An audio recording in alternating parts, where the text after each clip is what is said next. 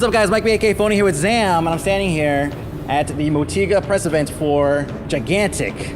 It's a new game the guys are working on for a couple years now, right? I mean, good solid couple years. I'm standing here with Joe and James. So James, want to tell us a little bit about what you do? Yeah, I head up the development team, so lead design and lead pencil pusher. That's an important one, I think. Joe? I'm a character artist, shepherding little cute mans into the game. You like how you pulled away immediately. I'm like, you're a character artist. Like, okay, that's good. That's enough. Bored. So we're gonna take a look at some of the characters that you guys have in right now. There's a lot of empty slots, so I'm guessing that we're gonna see a lot more characters fill in those slots later on. So what we're starting with here is basically just what we have in a pre-alpha was what we're looking at, right? This is very, very early. So any footage, everything we look at today, of course, things are probably going to change a lot.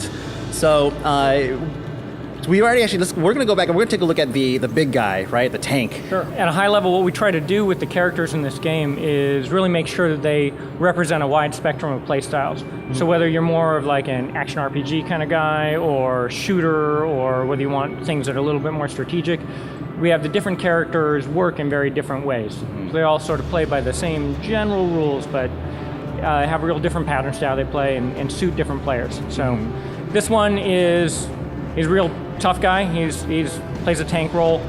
He's one of the few guys that has no kind of ranged attacks at all, but he's got ways to close the distance, and he can reflect people's projectiles back at them.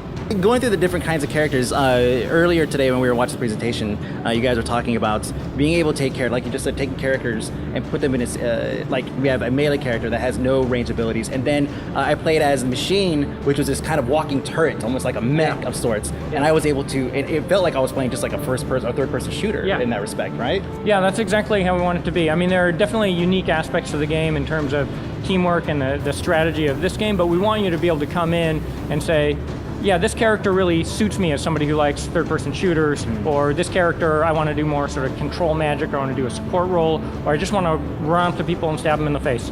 Yeah, I think generally speaking, the actual art of the character comes from that same, here's what they're supposed to do. So you should be able to look at a character and know that bull he's going to be a bruiser, right? There's no questions. Yeah. And then the same with the tank, the machine. He has the same sort of effect. It's like you can see he's got guns all over him, so he's letting you know right away. All guns, all day. So what we're going to actually do is we're going to play back one of my amazing matches where I did perfect and made no mistakes whatsoever through the magic of editing, and we're going to just kind of talk a little bit about more about obviously the game, the gameplay style and everything, let people see what it looks like, and you guys are going to go easy on me, right? Okay, so we shouldn't mention how poorly you did in the first, like that this was the third game. This is third or fourth. Played, and the other ones. This is my first go. What do you even, wait, I don't understand, where does that even come from? Okay. Editing. Right. Got that. So first off, we're starting off on an airship of sorts, right? Is there like a story behind the airships and why we're starting there and not from, or is every map going to be a little bit different? We expect to use the airships in all the maps. You know, you're fighting over valuable territory that's worth controlling. So you're bringing your 5 heroes, and most importantly, you're bringing your giant guardian, this massive magical creature that is going to help you win the battle. And to get them there, you're coming in on your airship. From a story standpoint, you know, it's this massive sprawling empire, and you're sort of fighting over different terrain in it. From a mechanic standpoint, the reason we do that is to sort of be able to control where you can respawn, move that around during different parts of the battle, and then also it had the jump pads on it to launch you into the fray, so you're not always respawning way the hell back and having to run. So also looking really cool doing it. It totally is. And what we're seeing here, so you mentioned the big monsters. We're not seeing any yet. Yeah. But what we're spawning here, what these guys are doing, they're spawning a small guardian of sorts, a creature, correct? Yeah. And so tell me a little bit about the creatures and the purpose. Yeah, so you get to decide before the battle which creatures you're bringing in. So you can see this guy's got 5 to choose from. Bigger ones, more powerful ones take longer to summon, though if you have allies around, you can see this thing speeding up right now. If you have more allies around, they summon faster. And then each one of the creatures has different strategic abilities. And so part of the strategy of the game is figuring out which parts of the map you want to control with which creatures. Some of them heal you, some of them can detect enemies, some Some of them can give you bonuses offensively, lay an ambush for people, and sorts of things. So right now, he's summoning a Bloomer, which is a big healing creature. In fact, the guy that he's summoning here will heal any allies basically within a third of the map. And right now we can't see it yet, but we are going to see kind of like an area effect or something. Yeah, you'll see. Well, right now that character is right now green. He's being healed right now by that And I'm not close creature. to it. Right. So this area here, this whole area that you're running around in, he's on you. He's helping you. So right now we're looking at the water. Tell me what's so nice about the water here. Visually, it's totally animation inspired. So a lot of the environment is trying to feel a lot like a Miyazaki or Disney painted background. You can see some of the same visual styling happens with the effects for the background. So the water feels very much like it's from a movie. And so real quick, we're seeing some sticky UI elements, which is a bug, pre-alpha. Tell me about maybe the mechanics of the water. What happens when I jump in? Because I don't know if I do it in this character. We might see some of that, but just in case. Possible. So he may or may not be pushed out into the great blue yonder. The water itself actually has current, so if you're in it, it's going to push you towards the waterfall itself. So you can see you very cleverly chose to die to show this screen here. Yes. Oh, perfect. And so this one, because you've leveled up twice, you've got 2 skill points to spend. So you can sort of customize your character, hopefully being very thoughtful about how this match is going and what you need to do better.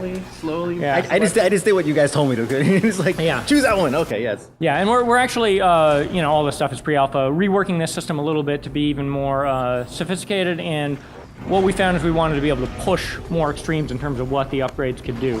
And so we're making a couple changes to it, but still it's the heart of it is as the game goes on, you're going to make more choices about your character in order to adapt to the strategic situation. And we don't really see it, but there's actually like raw stats at the bottom. We're not saying raw stats, but like more like raw damage. Yeah, more damage, more hit points, that kind of stuff. Movement speed and everything. Faster or shorter sprint. So here you got up on somebody who's a little squishier than you and just beating up on him. Let's see if he gets away. He's going down. No, I got him. See? Okay, you got See, him. look at that. Exactly. Right now, actually, you'll notice there's a little green snake rolling across the map. That snake is not very little. There he is, to the left. Oh. I don't think. No, I'm master platforming here. Look at the. Come on, you guys are missing all the good jumps I'm doing. That was pretty good. And that actually is a big thing about the game. You can see the verticality of it, the kind of freedom and dynamic feel to things. So what's happened here is they've powered up their Guardian. He's come across the map, knocked the other one down, and now you got to just strike it in the heart. And so basically, I just stand here and I just beat on it as much as I can until it's able to recover, and we can see its health going down in the upper right corner here. And they've got 3 wounds they can lose, and so once you clear that wound, bam, he's going to recover. Or if you'd run out of time if they defended it. But you got the whole wound, and so now you got to work to power your guy up again in order to do that a second time. There was a kill there. Do you have anything to say? That was very skillful. You actually, tank, you took him down. There's another one there, kind of, I think. Yeah. You were involved. I was. I gotta say, as far as the skill play right now, you're doing moves. Thanks, guy. High tech. First game, too. First game. I believe it's first game ever. You've never played a game before. I've That's never. impressive. No. Are you going to go down? Well, watch. So this is actually a really great. So this shows you just how skilled I am. Ready? Oh. No. Wait. No. What happened? Wait. Oh, there we go. That's what happened. There you go. That's what happened. That's pretty good. So again, talk about the verticality, right, and all the movements and everything. This guy's got a charge ability, which obviously threw me right off the edge. But I did have a leap that I was able to actually take and aim up. And he's not the only character that has that type of mobility. We all have dodge to begin with, and then of course they have some kind of. Some of them have a you got guys factor. with super jumps. You got guys with grappling hooks. One of the guys with the super jump can actually give it to allies too. Like he puts down this what we call elastic ooze, which then he uses as a jump pad, and your allies can use it too. Oh yeah, no, he's done. Oh, he's done. He's done. That's his reflectability. So you're actually, if he had shot you, he just would have shot himself. That was perfect. I don't know if I think I got him. That was good. It's good. That's it. Nice one to watch. You saw a heel getting dropped in there from Uncle Sven, the guy with the big sphere on his back. Yeah, I think he was following me, right? Because he's trying to heal me. I didn't notice until. You see the little jump move? Look, we got a gymnast over here. Okay, massive platformer, guys. I overdunked. Yeah. Definitely. Certainly there was no case of the game not getting you where you were aiming either. That was all you. Yes. Okay, Oh yeah. so trying to control points on the other side of the map takes more time. You know, we want to try to make sure there's a chance for kind of back and forth to the flow. So summoning on the far side of the map takes longer. You can see this is a big move, trying to summon a big, powerful creature. I make a mistake here. I make a mistake. Oh no! I believe we're. Had to hold in there, got it. And you can see he can still fight. You're still fighting while you're on that. The only one thing is you got to stay. Is what? What can't you on do? that summoning circle. Or what else can't you do? And James, this what's is the one other thing? Well, so what you wouldn't want to do is wait like 40 seconds summoning this guy, And then- fight somebody off, survive, and then just jump. That was pretty good. I didn't know what the timing was going to be, but yeah. yeah, no, he hasn't actually seen this footage before, Yeah. so No. Really, actually. But I heard you talk about, but yeah, that was pretty good. yeah. So that's something that I heard is probably going to change because when you're standing just by yourself, Yeah. you want to get attention, you want to jump. You want to jump? Yeah. We can change the range on some of that stuff. One of the reasons for that breaking contact, though, is it is an opportunity for enemies to use abilities not just to kill you, but to knock you off, push you off the platform, that makes to Super keep you satisfying. from Like Uncle Sven running in with the elastic ooze and just being like, well, you know, that point you're Yeah. summoning on. Bye. Oh, you could. Oh, so they actually works with the enemies as well. Yeah. Except they don't get a choice about whether or not they're going anywhere. Your allies get to choose whether or not they're jumping. Hit an enemy with it. That is fantastic. There's a Extra bunch of good near characters the in edge of the map. If you do that near the edge of the map, that's even better. So how are we looking at balance? Because I mean, obviously, I'm wrecking face because I'm just good at video games or something. Yeah. I don't know, Yeah. but. You guys got some kind of balance, like a lot of balance decisions to make, correct? Yeah. So, you know, I think the important thing to know if you're working on a competitive game, working on a PvP game, is that balance is a process, right? You need to be smart about it. You need to have a plan going in. But a lot of your plan is not just the way you diagram out and, you know, the sort of spreadsheets you set up about how much damage this guy does and, you know, what's the time to kill for different things. But it's making sure that the way you're testing and the way you can involve players is going to help you get to where you need to be.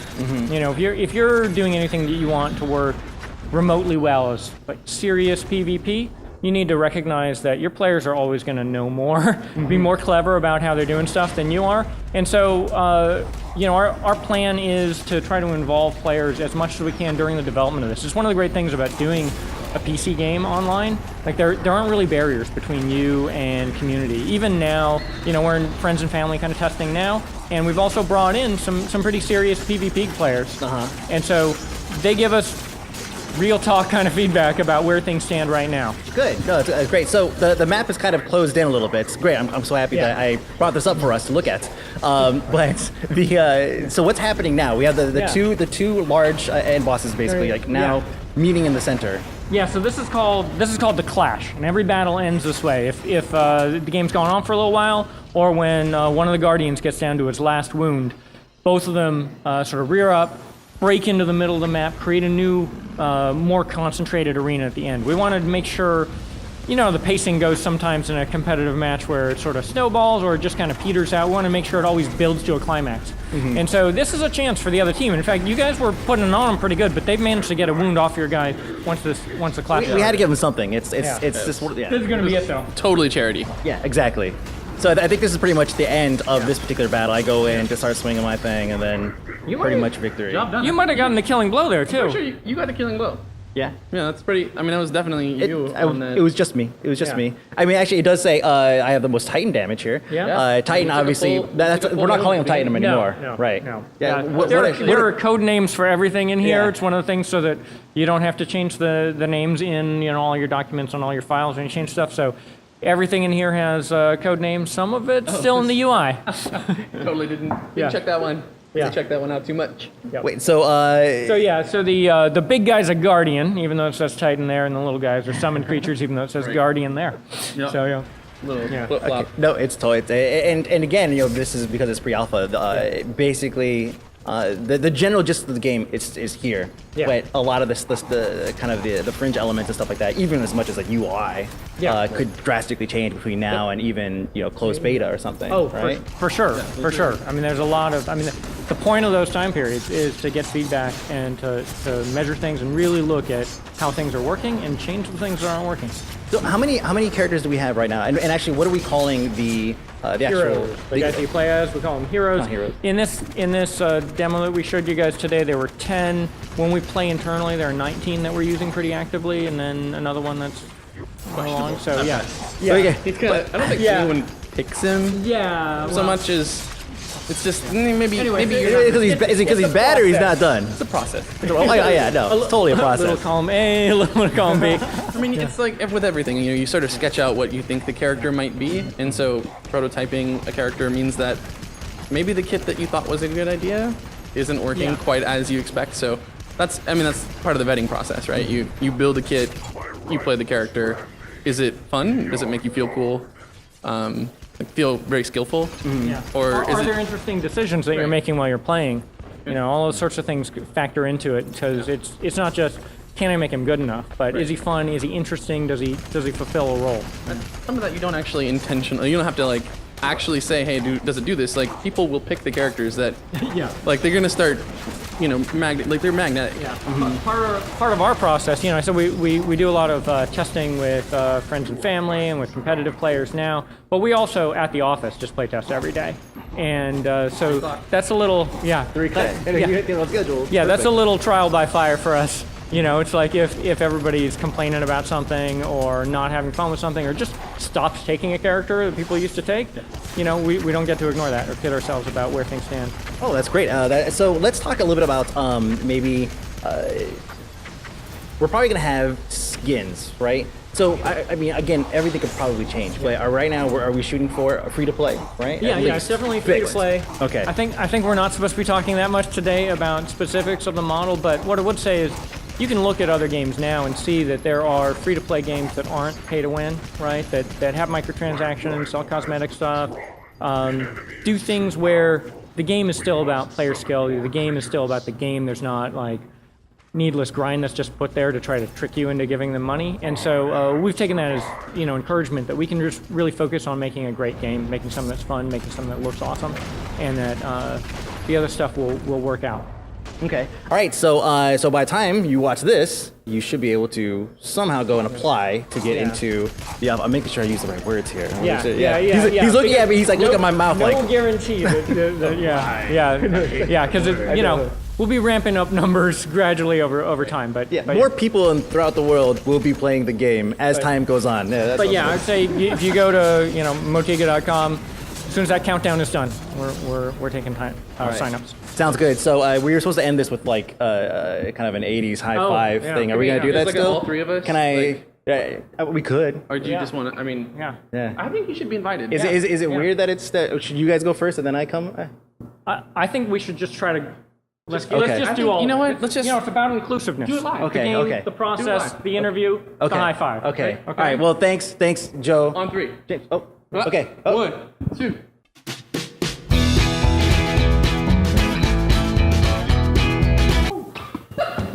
I think I probably edit that together. That was amazing. I'm pretty sure. That was pretty good. Yeah. You missed. You threw us off. I missed. Yeah. Not me. Yeah. I'll take that one.